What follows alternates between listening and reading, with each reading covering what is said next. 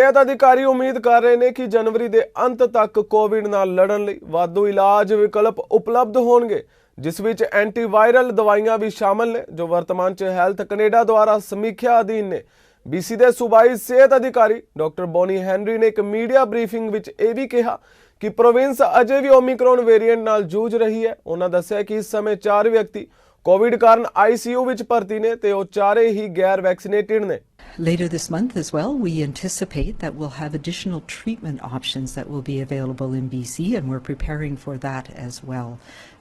As we've talked about before, there's a number of new antiviral medications, particularly Paxlovid, also molnupiravir, that are under review by Health Canada, and we're hopeful that those will be available. Another important tool to help us keep people out of hospital who are at risk of having severe illness with COVID-19. What this means in the short term is that the restrictions on gatherings and events are likely to remain unchanged for now. And in parallel, we are looking at what we can safely resume now that all businesses have COVID safety plans, starting to put those back in place again too. And later this week, we'll be providing an update on the modelling data and on more detailed information about who is at risk in hospitals. What we're also seeing right now is a changing risk scenario, where the risks for those who are vaccinated is very different, even with this strain of Omicron, from those who are unvaccinated. And I've talked, since we've discovered this new variant, Omicron, about putting together the pictures of the puzzle, the pieces of the puzzle, to get a full picture of how it's affecting us.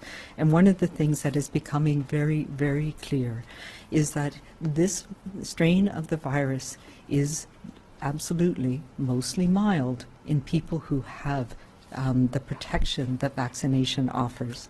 But if you are unvaccinated, you don't have that protection, and your personal risk has gone up dramatically in some communities. You are also at higher risk, if not having that priming of your immune system, at higher risk having severe illness and ending up in hospital. And we're seeing that here in BC, we're seeing that in countries around the world.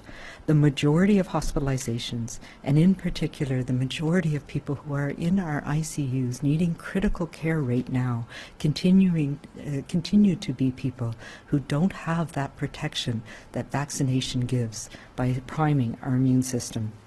And the way the virus is spreading right now, people who don't have that additional protection don't also have the same protection from reduced transmission through community immunity, that halo protection from everybody else being vaccinated.